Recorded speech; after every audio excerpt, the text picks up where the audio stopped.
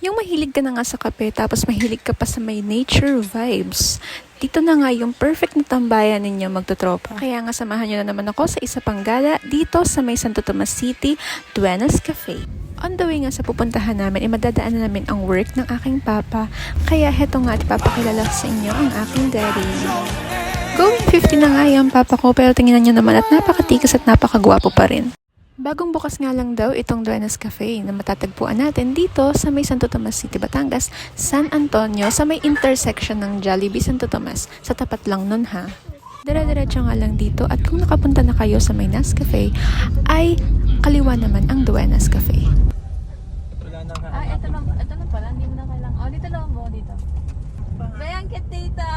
Hindi na uuwi ko yung mamaya pag-uwi.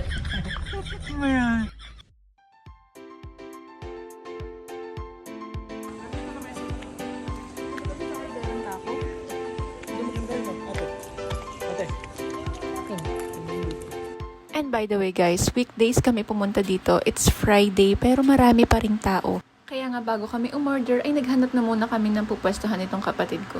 At nang nakita ko nga ang kanilang menu ay hindi lang pala coffee ang mga ino-offer nila dito at meron din silang mga drinks na beer. O saan ka pa? Napaka-breathtaking nga ng kapehan na to. Kaya ipapakita ko sa inyo ngayon ang view dito sa Duenas Cafe.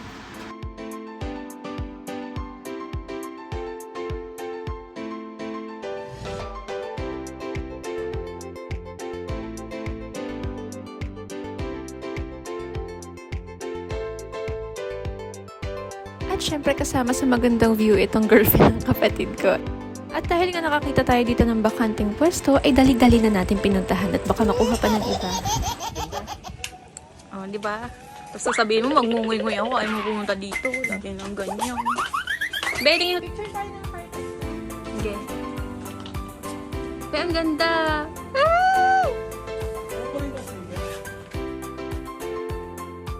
Inaantay na nga lang din namin yung drinks na in-order namin dito kasi sa iba rin kami naman magdi-dinner mamaya. So siguro ayain ko na lang yung mga nasa GC para makain namin yung mga nasa menu nila.